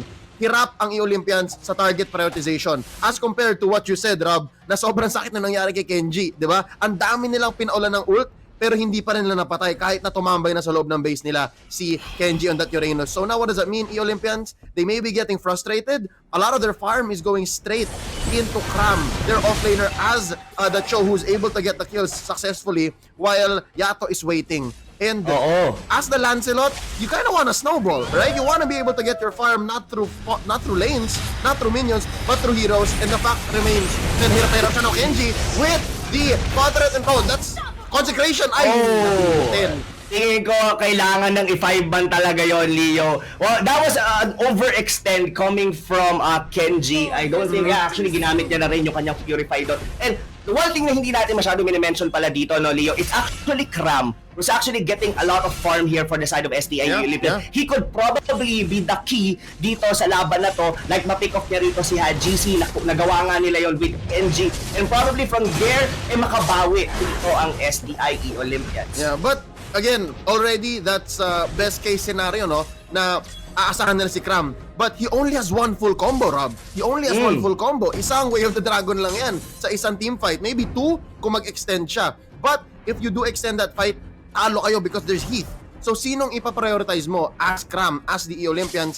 I'm guessing the answer would be one, Yeli Hayes, kasi medyo madali compared to everyone else. Yes. Right? You try to fight Heath, medyo matatalo ka. Courtesy, you can't outduel the lapu-lapu. Si Kenji, masistress ka lang. Di ba? Kahit nga 4 na ult paulanan mo dyan, mabubuhay pa siya. Kaya maybe number 1, take down Yeli Hayes. And then, kung magkaroon ka pa ng second with Dragon, maybe GC. Then go from there. But then again, you're only thinking about this na hindi lalaban ng Omega. Pero pag lumaba kasi Omega, what's their play? Di ba? They can literally point at anyone. Heath can say, okay, ult ako, I'm angry. Tinan ko na si Dev. But right now, look at this. They target 1, Yeli Hayes. Zo! Pero ito na nga yata yung sinasabi mo, no, Leo, na pinapasok na nila dito si Yeli Hayes onto the backlane. Like what you've said, isa one shot lang, one opportunity para dito kay Cram na maka-pick off dito. Kailangan niya piliin ng mabuti. GC, medyo far-fetched dito na masipa niya yon. Kay Kenji, gaya sabi mo, sasakit lang yung ulo nila. Pwede nilang patayin, pero kailangan 5 sila to be able to take the kill doon sa Uranus. Now, it's all up to Cram. Proper positioning, pero I think hinihintay na lang yata dito ng Smart Omega. 12 minutes, we're going towards a Luminous Lord. Ang tanong, ano ba ang win condition ngayon dito? Or rather, Pro Signal, ito na nga, hinintay nga lang nila yung 12-minute. Leo, do you think STIE Olympian had the guts na mag-contest dito sa Lord na to? Honestly speaking, I don't think so because one, they're managing top lane, they're also managing mid lane. I think it would be best for Kenji to start pushing top ulit para lang sure silang may wave, and that's the way that Heath is going for it. Again, as we're talking about it, kinukuha na ni GC, so tapos na, there's no steal happening, and they'll now take the fight. It's now all about lane management para maganda ang pasok ni Lord. Oo, hindi pa ganun ka-confident dito ang STI. So, to be able to contest that very first Lord. Siguro sinabi nila dito, for pa tayo dito na items, let's have a good opportunity. Baka magkaroon sila ng mistake going pag-siege nila dito sa base ng STIE Olympians. So now, wala nang outside turrets dito ngayon ng STIE Olympians. The Lord is approaching onto the top lane. I think kaya pa naman din nila tong i-defend, Leo, since meron sila dito like a Farsa. Naturally, yan yung nagiging defense mechanism talaga ng STI or rather ng mga teams pag going into the late game. Pero now, we're approaching here to the top. Pasok dito, ang ganda rin ang ginagawa dito, no? Yung equilibrium ng mga minion wave, sabay na sabay doon sa top, sa mid at sa baba. Pero dito, sumugod na yung Lord doon sa may bandang gitna or rather doon sa may taas. Pero na-hold pa rin nila to. Napatay na nila dito yung Lord pero nasa labas. Look at them. That Hurricane done save dito yung base turret on the top lane, and looks like Leo might be a clean dito na defense coming for STI Olympians. Pero si Kenji rito going inside to the base. Lahat na nga yata dito, Leo, ang mga tore ng STI Olympians. What a discipline coming from Smart Omega. They got what they need at out na sila ngayon. Man, parang tinik-tack-toe 3 na row ng Smart Omega. Hindi nila inasin yung top dahil alam nila, bilang nila na yung mid at baba pasunod na. And I think this came in, not sure if they counted on this fact, pero si Dian parang nag-hesitate Binilang ni Dian kung kailan niya dapat gagawin yung feathered airstrike, and it might have been too late. Now there's another big team fight. This might be the last one.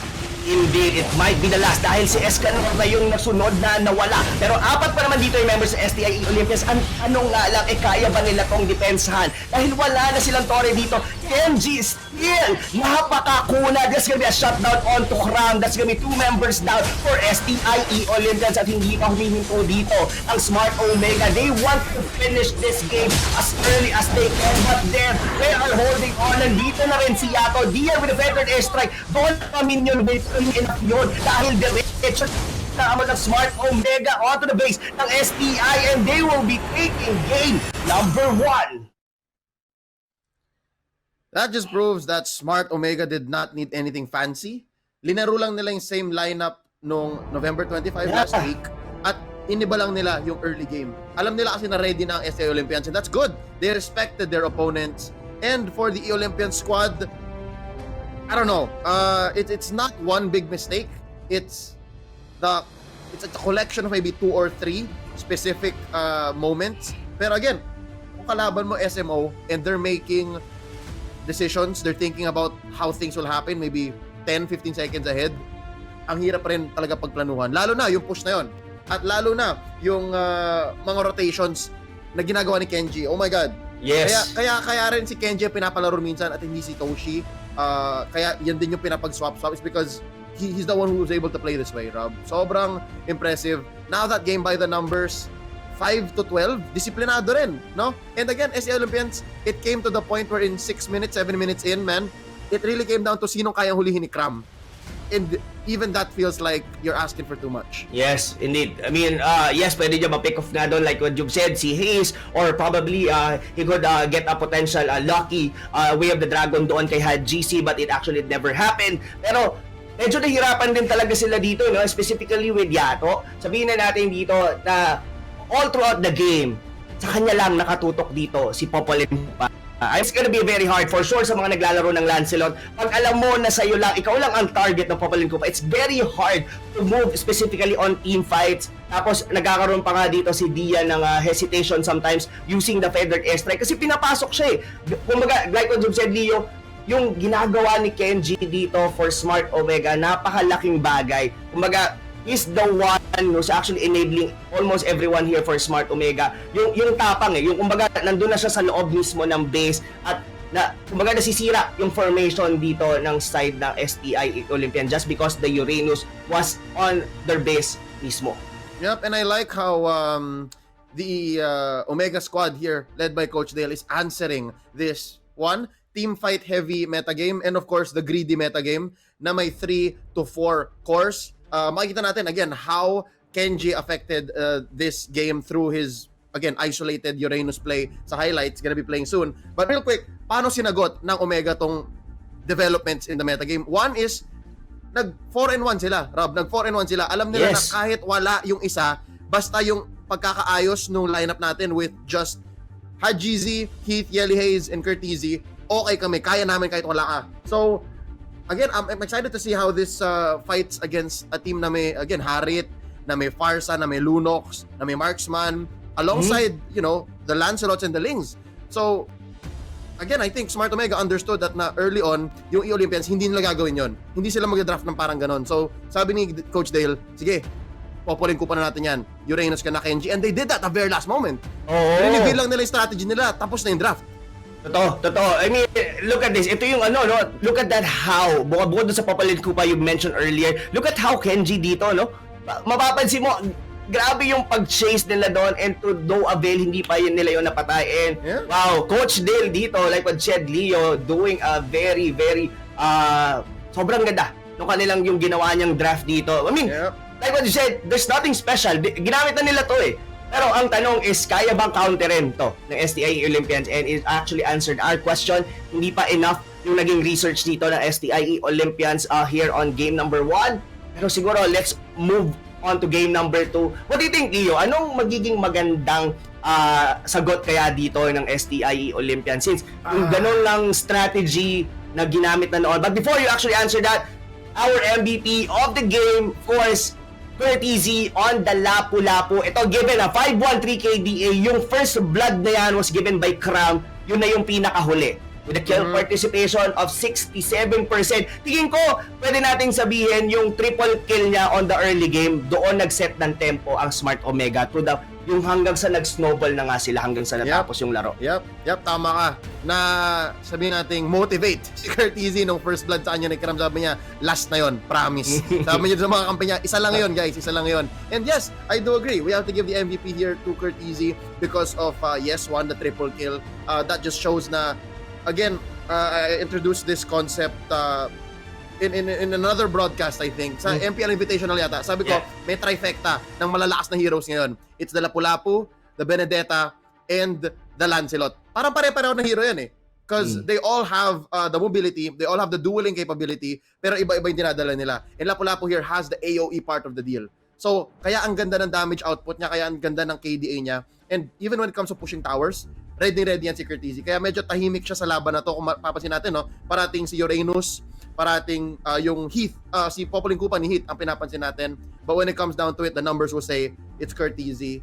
And when it comes to the pushes, nandyan ang ating tagapagligtas, ang nagpapalayas sa kanyang lupain. Ating lupain, yes. Nag-agree talaga ako. So, highly contested talaga ang Lapu-Lapu. And of course, habang nasa kamay pa ni Courtesy, talagang marami talaga tayo makikita abang-abang. Like, pinakita niya nga sa atin during game number 1. Pero of course, Leo, we will be having a very, very short break before we actually move towards sa ating game number 2 since this is gonna be a best of 3 series. So, wag na wag kayong aalis.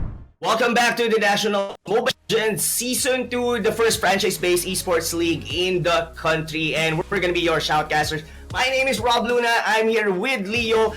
Game number 2 na tayo in between Smart Omega versus STIE Olympians. And like what I've said, Leo, kanina, what do you think ang kailangan gawin ngayon dito na STIE Olympians going game number 2?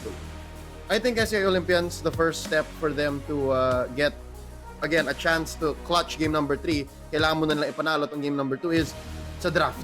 I don't know if they're just over Brody, kung wala na talaga silang pake, but they really had a chance earlier. I don't know if it's an Coach Bluffsy's draft, but right now, Brody's still broken. Brody's still very strong, and the very few answers we have to him now are 1, bilisan nyo lang. Unahan nyo lang yung Brody, and 2, you play a lineup that specifically targets Brody, whether that be 1 or 2 heroes specifically, but again, that's easier to do it, and again, it's easier to protect your Brody. So I think for E-Olympians, since they are on the blue now, pwede nila ipilitin yun, because compared to their draft, no, nung unang game, Rob, if you'll remember, they started with the TAMs.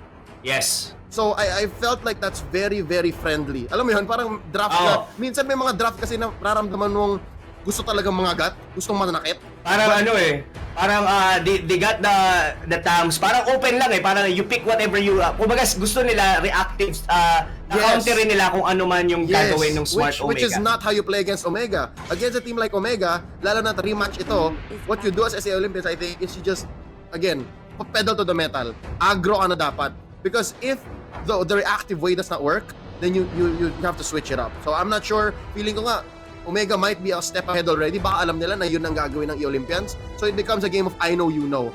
So I think E-Olympians, they should just make the best decision possible. And it just sucks because they're put up against a corner. Alam mo yun, Rob? Alam mong yung the best mo na pang game 1 sana, hindi gumana, ang hirap maghanap ng alternative. Yeah, yes. But kumbaga, it's just the right decision. It's just the right decision to switch it up. Tsaka kumbaga yung game number 1 na pinakita ng STI Olympians, kumbaga yun na yung pinaka-ano na talaga nila no? Kumbaga hindi ka naman magtatago ng specifically lalo na kayo yung kailangan mas may improve ito against Smart Omega. Pero well, I'm really liking yung naging answer dito ngayon ng STI Olympians in terms of the banning. Kasi yung Valier kanina talaga ni Hayes, isa to sa nagpasakit talaga ng ulo sa kanila during the early game. Mapapansin mo na shutdown talaga si Yato. Not only that, pati yung Popolin Kupa, great answer para doon sa mismong hero.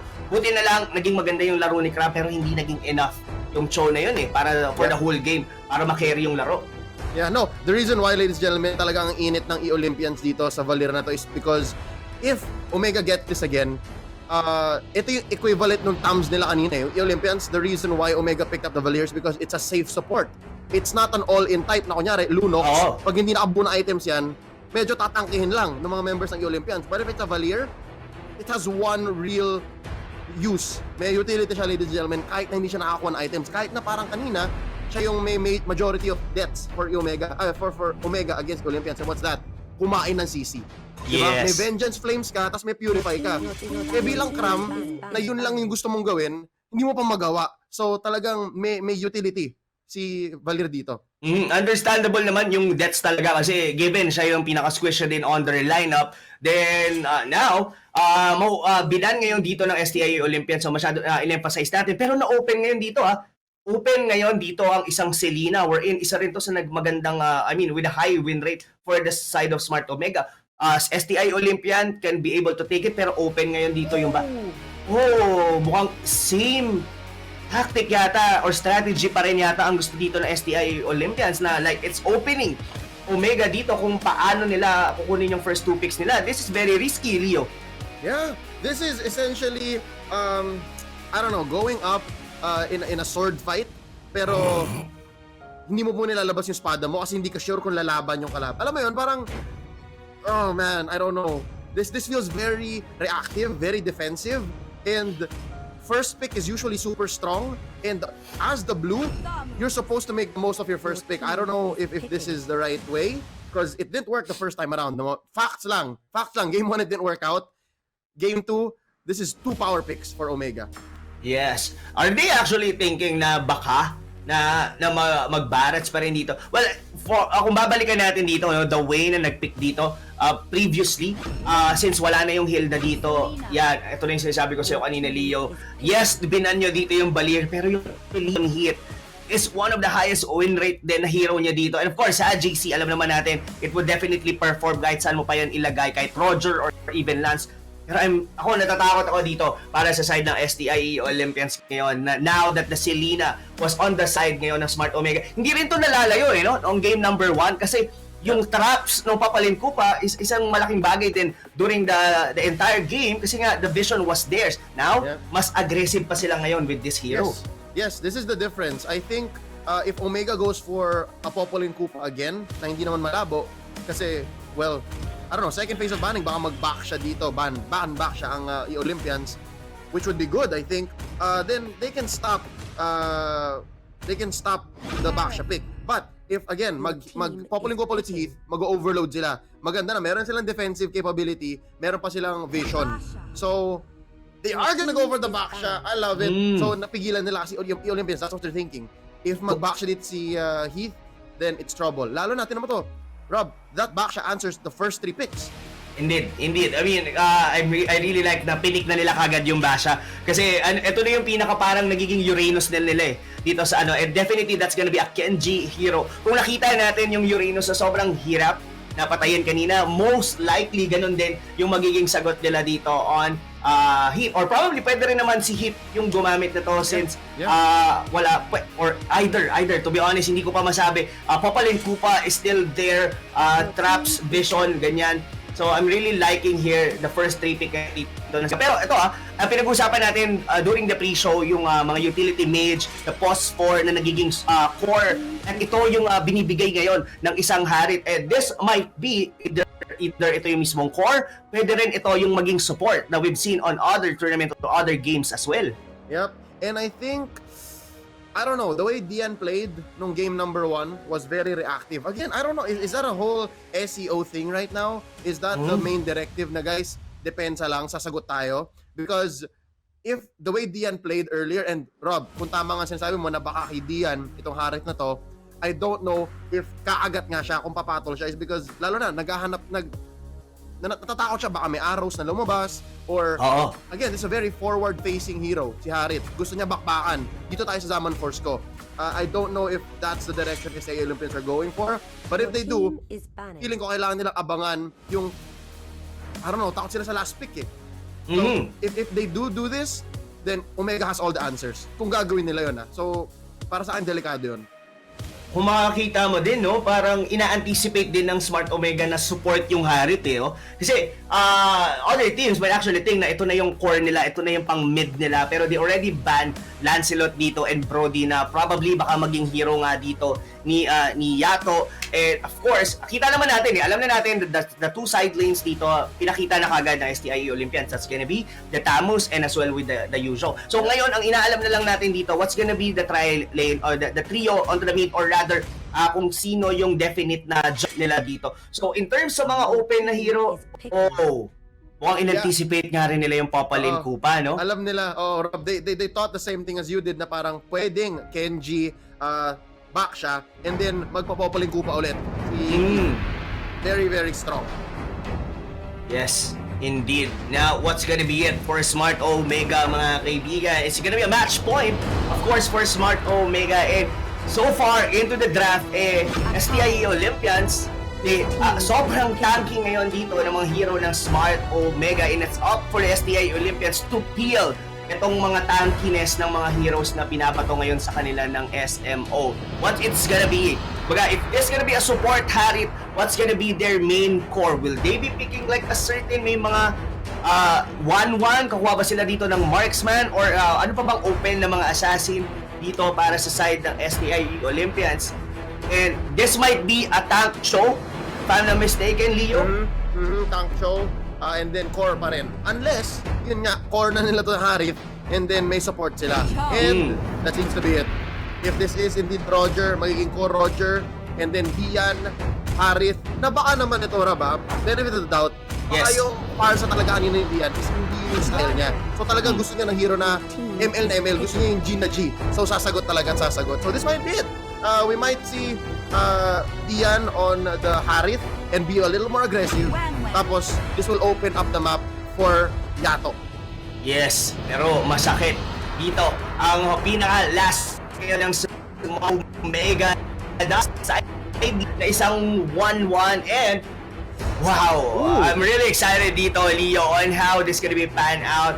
So far dito, I may say that in terms of the early game, if the arrows would connect for the Smart Omega, definitely they could potentially get the early game. Pero STIE Olympians, they might or they must be the one to set the tempo sa laro na to, since sila yung mas may mas maganda yung dynamic in terms of early team fights. Pero how about you, Leo? Drafting wise, if I may ask you, sino ang mas favored para sa'yo sa dalawang team na to? If we make it into a good snowball, again, if the late game, if the early game is good, na may mid-game power spike agad, unlike ng SEO, we might see game 3. But looking at this, Smart Omega, they want to make it to at least 8 or 9 minutes na magandang farm para ma-activate ang side lane. Kaya para magamit si 1-1. So I like it that these two teams are understanding na, okay, mukhang maganda naman para itong multi-core setup. So this is definitely a change of pace for both of them. So impressive yon. Agree ako, impressive nga. Kumbaga yung winning condition nila, alam naman na natin. Pero like we've said, pagka nagkaroon ng magandang early game dito ang STIE Olympians, possibly, baka sila ang makapag-force into game number 3. Kaso if ever man, sabihin na natin stalemate, up until the 10-minute mark na hindi masyadong nako-contest yung 1-1 kasi sobrang scaling ng mga heroes dito ngayon ng Smart Omega to the point that they potentially, sabihin na natin, they could win the late game given their hero are built, or rather yung draft nila were built that way. Pero it's all about STIE Olympians during the early stages of the game. If magkaroon dito ng magandang pin, or rather ng Hurricane Dance yung Akay, like maipit nila dito yung kanilang Roger, medyo mahihirapan dito. Yun yung magiging sakit sa ulo pala dito ng STIE Olympians. So actually, the Akay. And those two tanky heroes na haharap sa mga members dito ng STIE Olympians, magiging maganda yon specifically para sa isang 1-1 kasi hindi mo agad-agad mapapasok sila doon sa likod. What do you think? Anong pwedeng gawin doon ng STIE Olympians in terms sa mga hero na they have the Yuzhong na pwedeng pumunta sa backlanes. Yeah. So I think Cram's job is a little better, lalo na may katulong na siya in Dev. Dev, the tank Cho, although in the first few goes of the tank Cho dito sa The Nationals, hindi ganun kaganda. Slowly nag-pick up ulit ang win rate ng isang Cho na tank. So far, I think may katulong na nga yun, si Cram dito sa pag-isolate ng mga members ng SMO. And as long as hindi makapag-cross both tang si I'm not sure who's gonna be side laning here, by the way. Hindi ko nakita yung swap nila. But the 1-1, whoever catches the 1-1, again, it's a good idea to pop the Black Dragon form or to dive in as the tank show para lang din sigurado. So, this now opens up, again, my question. Sobrang reactive nung first pick, Escanor, Tams. Gusto ko makita sana Pomorma naman to. Kasi in game 1, very, very underwhelming. And parang he's just there to not die. Sana makita naman tayo ng Tams ni Escanor that's there to win. So, feeling ko Mr. Hardworking man in esports na to eh. I hope game number 2. Oh, yeah, definitely. So, if ever ang maghaharap, it's gonna be the Tams and the Basha. Well, I guess, medyo slightly favored dito yung Tams in terms of the 1v1 on the lanes, on the side lane. On the aggro. If siyang aggro, yes. Definitely, pagka siya yung aggro. So yeah, sana magpanaw talaga. I mean, they had the same strategy that they had during the drafting. Pinners pick pa rin nila dito yung ganun sila katiwala, most likely, sa Tamos dito ni Escanor. And hopefully, maging maganda rin yung maging takbo going into game number 2 dahil match point na to, Smart Omega. And of course, once na masara to ng Smart Omega, medyo magsusore high talaga sila in terms of points dito sa group standings natin. Currently, they are the number 1. If in case na ma-turn around to ng what you call this, ng SEO or ng STIE Olympians, magdidikit sila in terms of point. Or rather, hindi na pala. Still, maaangatan nila ang brand E-Pro. Yes. Yeah. So again, this is good for E-Olympians. I really do think that they will do everything they can na para mag-game 3 ito. Kasi nga, every single point now in this later half of the season counts. But the way that they've been drafting, I feel like sometimes, Rob, alam mo yung concept ng dead lane? Baka ganito na lang din ang iniisip ng SEO is like, against SMO, there's only so much we can do. So maybe we'll farm points elsewhere. It's a definite strategy. But I do hope that's not the case. Kasi sobrang magaling ang SEO. I really do believe that mechanically speaking, they can really take it to a SMO or anybody in the nationals. But feeling ko sa macro strategies, dito sa decision making pa lang sa draft. I'm not saying I'm a better drafter than Coach Bluffsy, but again, I'm super questionable nung start na yon. So I really, maybe we can hear from him, right? Maybe we can understand this if we ask. But right now, yun lang. If it really is something you're comfortable with and you're confident with, then maybe we'll see it game number 2. Sana dito lumabas. Totoo yan. Masasabi natin, probably this is actually a style of a coach, no? Na yung paglapag mo ng Tamos doon on the first game is very reactive. Kumbaga, in terms of drafting, medyo counter what iba tawag doon? Counter yung style niya na kung ano ibabato doon sa kabila, ka-counter. They have specific hero na pag pinik nitong link na to, ito yung gagamitin natin. Pag pinik nila yung Selena. So, it's all about anticipation kung ano yung pipick ng kalaban mo. At sa kung gaano kalalim yung understanding mo doon sa kalaban, kung nag-research ka ng mabuti, and probably or most likely ginawa yun ng STIE Olympians. But before we actually head on to the game dito, Leo, we would like tell everyone that this tournament is under the supervision and regulation of the Games and Amusements Board. Here we go, game number 2, match point para sa SMO. And so far, nag-adjust ang SEO ng bahagya. Earlier part of the draft, parang hindi pa rin. But again, they adjusted anyways. Same with SMO. Let's see how they answer back. Ito na, Rob, si Curtizy pala ang nag-1-1. Oo nga, no? It was, we thought it's actually gonna be Kenji. Pero siya, Basha, talagang sanay na sanay rin siyang gumamit ito no? So far dito, it's gonna be the Tam. Pero ang ganda ng ikot nila dito, Leo, talagang gusto nilang i-shutdown agad-agad dito ang 1-1. Pero ang ganda rin ng pagdating dito, Yelly Haze. Pero nakuha pa rin naman nila doon yung 1-1 na flicker out. A counter, go doon mga kaibigan. It's gonna be a 1-for-1 exchange. The arrow will not connect. And I guess, it's gonna be STIE Olympian winning that first blood. Kasi natanggal nila kagad yung 1-1 Tingin ko, all throughout, ganito ang gagawin na STI. They need to shut down the 1-1 on the early game. Yep. So, again, bakit nga ba nanalo doon ang STI Olympians kahit na namatayan din sila? Nice take by Kenji up top though. Nasayangan din ang SMO doon ng Revitalize. No, okay, Rob, back to the first blood kanina. Bakit nga ba? It's because ang nawala lang sa E-Olympians, tank. Tapos ang nawala naman sa Omega, core. So again, that's a good trade. But now, maisahan ulit nila. There's a nice use of the flicker. Oh, kala ko, mabubuhay pa. But with the blender, okay naman. Akala ko din mabubuhay pa. And this is what we're talking about during the drafting phase. Yes, binan nila dito yung Balir, but the Selena was open. And ito, pagka nakikita natin ito, time and time again from the Smart Omega squad, specifically Hayes, na gumagamit ito. All throughout, nakita mo siya doon. Ang ganda yung rotation nila, yung pagpulong niya sa 1-1, tapos yung pupunta naman doon sa gitna. Dev, is actually dying in the early stages of the game. Why? Now, sabihin na natin dito, still, STIE Olympians been driving the tempo pa rin, nakakasabay pa sila dito for the side of Smart Omega, and a cheeky play, but Yato still gonna be the one to take that crab. Now, ngayon Leo, pasok tayo dito, going 30 seconds going into the first turtle. Paano kaya, no? Paano magpapan out to? What's gonna be the winning condition? Pero, oh my. It was twice na namatay na si Cram doon sa may top lane. Yep. And again, yung isa is dahil sa bisita. And then, no, actually, it's been 2 duels. Hindi ko napansin. Kanina pa pala sila nagduduelo dito ni Kenji on that back siya. So, the win condition, I am sure you were gonna ask, what's the win condition for the Olympians, right? I think the win condition for the Olympians is not to bear down on Curtizy. Kasi ang laking rotations para talaga mabugbog mo yung 1-1. Magpapadala ka ng 3-4 dun sa baba para lang mapigilan yung Omega in the late game or in like mid-game kapag napag-farm siya. I think the key here is 1, take purple. Aggressively visit purple para hindi makapag-farm agad si Hachizi. Because that's what the lane needs. The lane needs purple. Pero already on that front, lugi ang Olympians dahil may traps ang isang Selena. O kumbaga, before pa lang nila yung galaw, isipin, no, na gawin yung pag-cancel or pag-invade ng purple buff dito ni Haji, kita na sila kagad.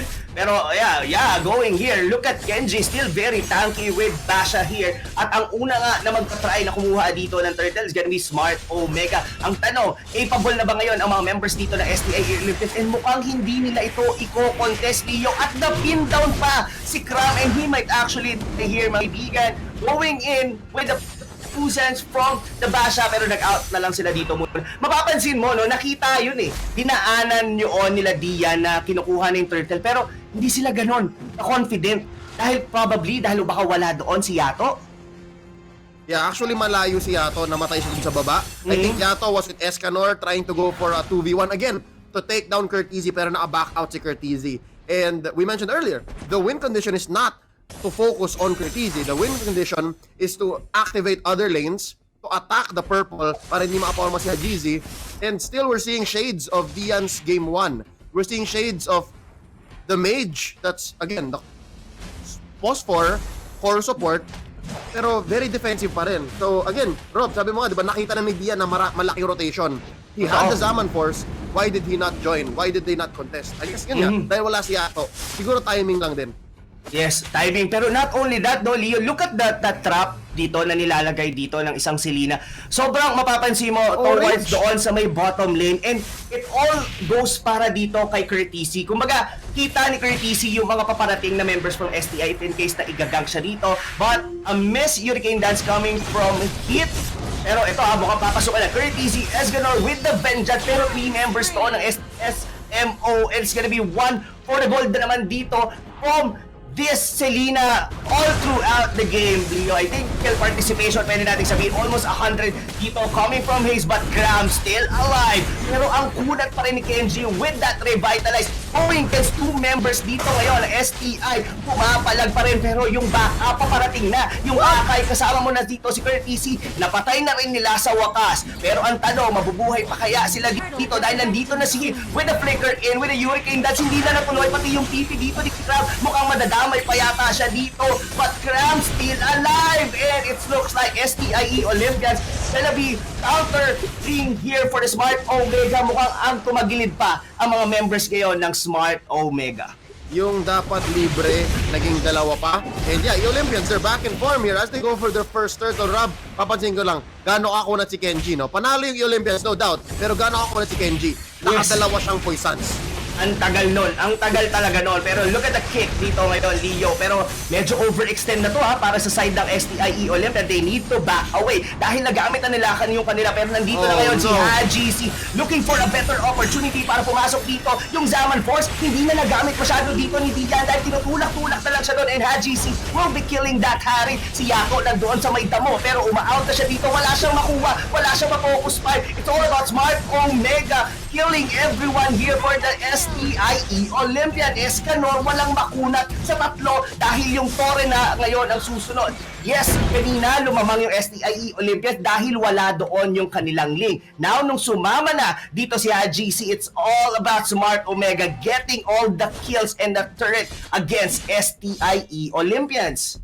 3-for-1 trade ang nangyari doon, Rob. And now I'm noticing how, and again, we can put into words how the reactive style of the Olympians are going up against them. Now, Yelly Hayes wants to finish the job. Misses the arrow. Takalon dito si Cram. Naghahabol pa rin si Curtizi. Here comes a GZ. Meron siyang orange. Papapatay niya dito si Cram. Down he goes. Cyclone ay palayo. Again, pansinin natin, kahit yung Cyclone ay resource yan, ladies and gentlemen. Malaking bagay yan para sa rotation ng Olympians, especially against a team like Omega na lamang both vision and combat and map mobility. Dahil meron kang back siya na nag-rollin.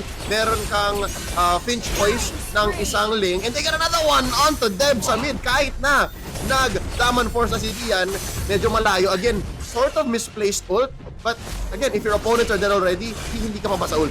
Kumbaga, hiwa-hiwala yung mga teamfight natin dito, Leo Pero grabe, no? Yung mga pinapasok na lang talaga sila dito ng Smart Omega. Look at the Hurricane Dash. Paalis na doon sa may bandang likod. Pero look at Kenji, how tanky this Basha is. Tatlong members na dito, pero naka-revitalize lang siya. Lahat na ngayon dito, binapato sa kanya. Yelly Haze, the arrow will not connect at least. Nakuha na rin nila, napatay na rin nila. Pero habol pa rito sila Dian Zaman Force, pero pumapalag naman. Sabi dito nila Curtizi, that's gonna be the crossbow of tank. Pero hindi pa enough yung kanyang damage dito. Pero all the backblades, makakatakas ka ba? Hindi, dahil nandun pa rin naman yung Lingha GC getting a sneaky kill doon sa harit ni Dian. Grabe naman yun. Sabi ni Curtizi, clean up in aisle 2 dun sa mid. Sabi ni GZ, okay, I got you. So, again, what we were talking about, nabanggit ko kanina, no, yung combat and map mobility, lamang ang Omega.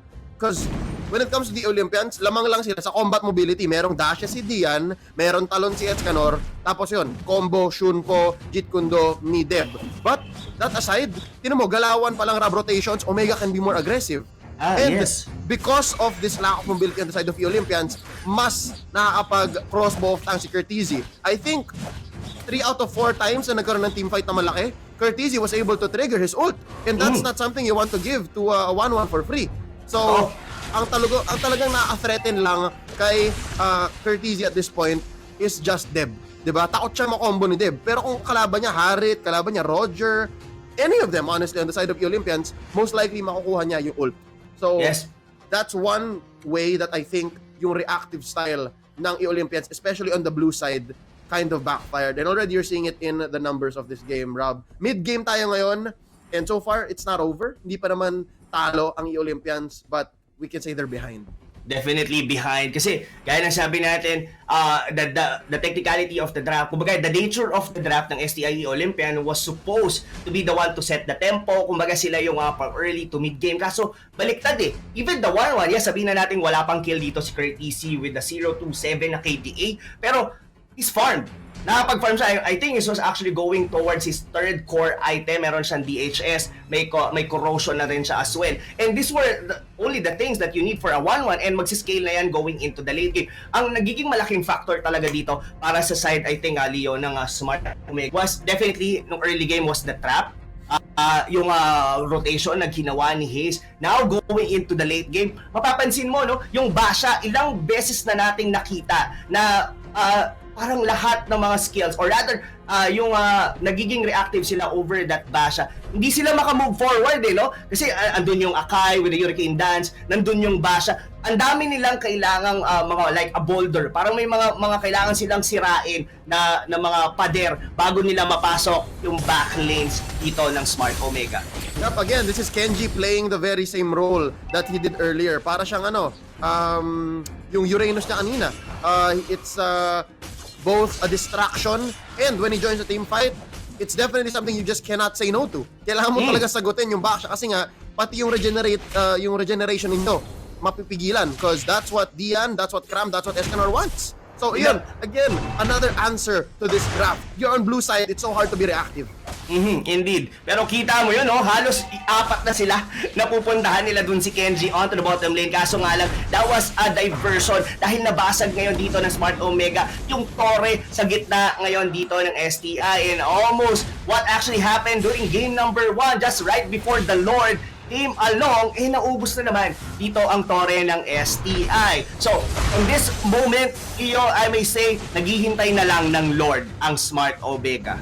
Yep, and it's come to the point where in Rob, they're ahead, and Hajizi can not waste time naman, but Hajizi can wait for this Lord to be enhanced. 12 minutes ulit, guys. Antay lang ng 12 minutes dito si parang Hajizi, who again is sitting on a very comfortable 405 with the map looking very red.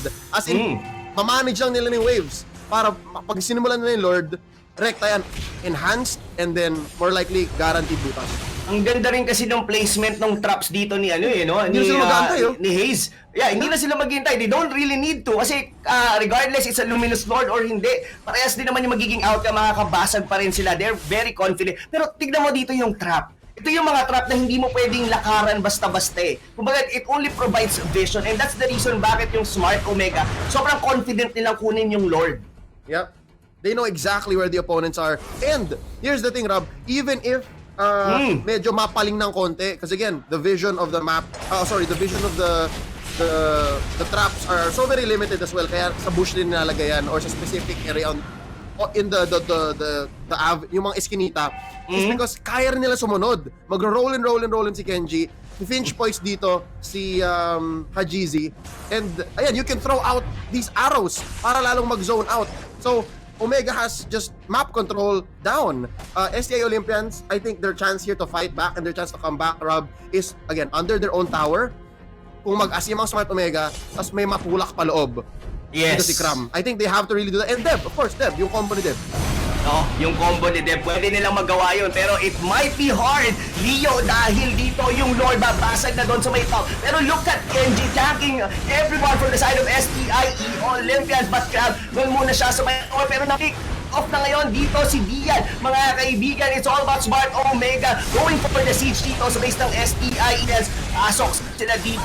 They're going in. Haji with the Tempest of Blade going into the backlines dito ng mga members ng STI Olympians. Nag-crossbow off tank na rito si Curtis. Everything is gonna be a wipeout. Walang namatay for Smart Omega. A clean siege dito ngayon sa base ng STI. What a dominant performance from Smart Omega. It's a replay from their first time facing off last week, November 25, in the first half of the round robin. And yeah, I guess nasagot na yung mga tanong natin, Rob. Indeed. Nakapag-adjust ba ang Olympians? Kaninong DP yan? Naka-adjust Tingin ko ba? si Toshi yan eh. Hindi nga siya naglaro no? So kailangan may representative. Nasagot na yung mga tanong natin. Nakapag-adjust ba ang Olympians? Kind of. They were changing strategies across games, but just the same, pag ang SMO naman ang nakapag-pick up nito. And again, game after game, pinilit ng Olympians ang reactive draft. It just didn't fly. And again, the fact na doon pa lang sa draft nagsimula na parang, uy, hindi natin kaya sumagot or hindi yata maganda ang pinipresenta nating solusyon, then, you know, it's an uphill battle from there. It's just hard to win that match.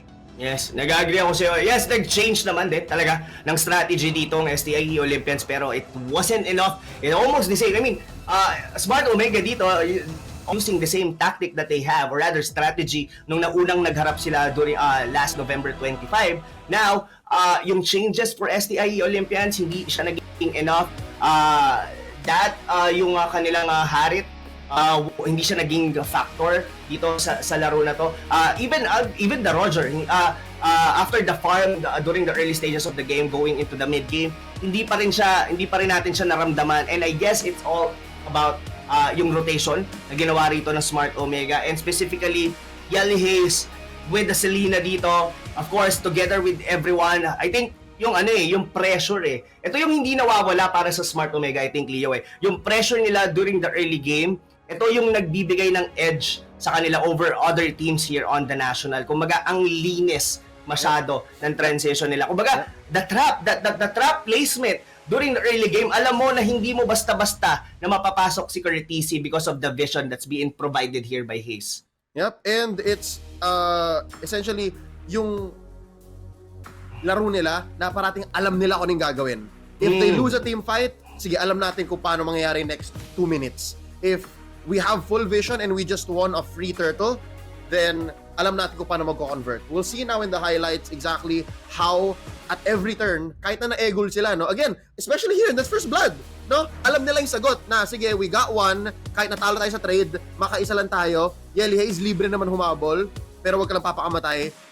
It's that kind of mindset na I think SEO was trying to emulate even through the draft na parang, sige, re-react kami, ito yung draft namin, kapag ganito sagot nyo, ito yung 2 picks namin. Parang ganon, but I guess it just never really came to materialize. It never came to reality, especially in-game during execution. Kaya parating kung makaisa ang Olympians, bawi ng Omega after 2-3, and then eventually it led to an early game win. Para 1 step forward, 2 step backward yung nangyayari dito for the side of STI. On 2 matches, props to them, lagi nila nakukuha yung first blood, but right after the first blood, nababawian kagad sila ng Smart Omega, and from there, hindi na sila doon nakakabawi. This is the early team fights na nangyayari na extended team fight nga to di ba? Parang it was Smart Omega, then nakabawi yung STI Olympian, and they overstayed to the point na yung Smart Omega pa yung nanalo dito sa mismong highlight na pinapanood nyo ngayon, mga kaibigan. And yeah, it's just Smart Omega just winning, playing under winning condition, and I guess STI Olympians, they need to focus more on the way they execute, specifically on their early to mid game, kasi okay yung execution nila sa early kaso nga lang pagpapasok na tayo into mid game, medyo nawawala yung consistency on the draft na meron sila ngayon.